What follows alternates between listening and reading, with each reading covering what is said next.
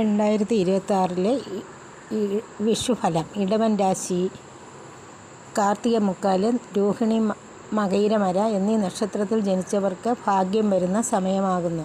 പുതിയ വീട്, വാഹനം, വസ്തു ഇവ വന്നു ചേരുന്നതിന് അനുകൂല സമയമാണ്. ധനവർദ്ധനവും ഉണ്ടാകും. കീർത്തി, അംഗീകാരം, സ്ഥാനലഭ്യത, ശത്രുക്കളുടെ മേൽ വിജയം സിദ്ധിക്കുകയും ഫലമാകുന്നു. ഇത് ഗോചരഫലമാകുന്നു. ജാതകത്തിലെ ദശാപഹാര ഫലം കൂടെ നല്ലതാണെങ്കിൽ പൊതുവെ ഈ വർഷം നല്ല ഫലം ലഭിക്കും.